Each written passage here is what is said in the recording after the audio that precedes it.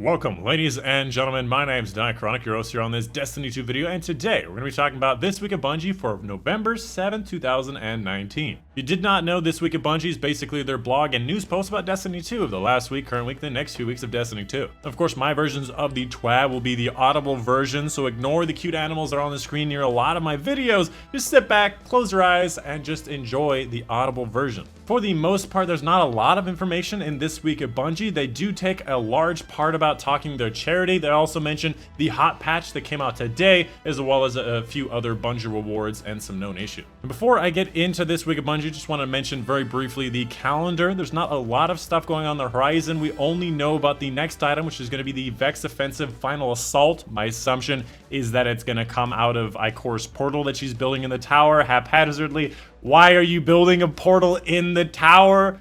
Build it on the moon. I don't know. Might be safer. Hopefully they'll be giving us a new calendar either next week or the week after that. This very first section is basically a shout out to their Hotfix 2611 that's actually located on a separate page, so I'm going to go over there right now, where they did actually fix and update a few things. First of all, Izanagi's Burden still had some issues with the Forge Keys and the Obsidian Crystal. They fixed both of these issues. They've also adjusted the power progression for Pinnacle gear. Instead of offering +1 power on that armor piece for that Pinnacle piece, it is now +2. So Pinnacle gear should be a lot more effective, especially with Iron Banner going on right now. If you've saved those bounties, you should be able to claim them now for a better reward. You should be able to get the auto rifle and the heavy machine gun from the Vex Offensive to drop, which used to be part of the season pass items, and the weekly errors challenge sometimes didn't drop powerful gear. So apparently they fixed that. And then finally, the Ashes to Assets perks that provided super energy at an unintended rate was fixed as well. So hopefully they brought Telesto back, which used to just give you infinite super energy. Moving on, there's going to be an infamy boost going on next week in Gambit, so if you want to get some more Gambit ranks for resets or whatever, that will be available. And of course, a new raid challenge will be available for Guard and Salvation next week.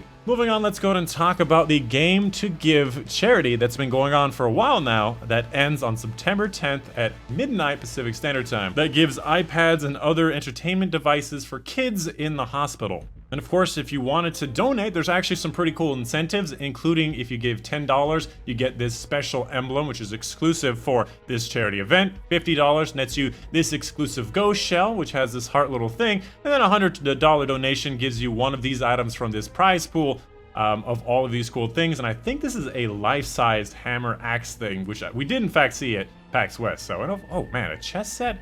Well, that'd be really cool to have a chess set for Destiny. And I gotta say, I'm very tempted, but I'm really broke as hell. Moving on, let's talk about some Bungie reward. If you did not know, Festal of the Lost actually has 2 or more Bungie rewards, if you include the mask that is, that you can earn only during the Festal of the Lost. So, to be able to get this specific emblem, the Dark Orbit, I think it's called? Yes, the Dark Orbit emblem, all you have to do is finish the first quest in the Festival of the Lost, and if you get that new Werewolf auto rifle for 1,000 candy, you can buy this shirt. Moving on, if you complete the Pit of Heresy before December 31st at midnight, you'll be able to buy this sword, foam replica, which is a full-size sword, by the way. This is their actual page, full-size sword, looks dope as hell. You'll be able to buy that for 160 bucks? Yeah, 160 bucks once you actually complete that. They also wanted to mention the deadlines for some of the new pins that came out with Shadowkeep, including the Season of the Undying pin, which is going to be deadlined at December 10th, so you have to do that before the end of the season, and the Shadowkeep and Garden of Salvation ones, which are deadlined on October 31st, 2020. So you have nearly an entire year to do those two. And also they wanted to mention is that their Bungie store actually has a Twitter, which my assumption is it's going to be stuff like this, where they're like, hey, let's show off the stuff from our store in a funny way. And I'm actually very down to take a look at that. Oh yeah, I can see this is the beginning of something beautiful. Moving on, let's talk about Dr. Bunji, which is signified by the blue section at the top, talking about hotfixes, updates, and known issues in Destiny 2. First and foremost, update Hotfix 2611 we already talked about over here. Nothing really we need to go over. They fixed a bunch of different issues. They also wanted to remind you that the reset time has actually changed from 10 a.m. to 9 a.m. Pacific Standard Time, so it's going to be one earlier number-wise. That's because it is actually immune to daylight saving in its entirety. And then lastly, the Destiny 2 known issues. Vex Offensive is not currently offering its powerful reward milestone. Titans apparently can only throw 1 hammer or 1 shield per super in momentum control. The firewalled Haunted Forest cannot be accessed with any non-PS Plus Xbox Live Gold players, which is an issue. because that is exactly what they have to be able to access, which is a big issue because that's the only thing they have to be able to actually play the Haunted Forest. And then lastly, some universal ornaments cannot be seen in collections after they're obtained. And that's pretty much it for this week at Bungie. Moving on to movie of the week, I highly recommend you check this one out where they basically ping a dude right across the map to finally kill the last boss in the mission with a missile titan.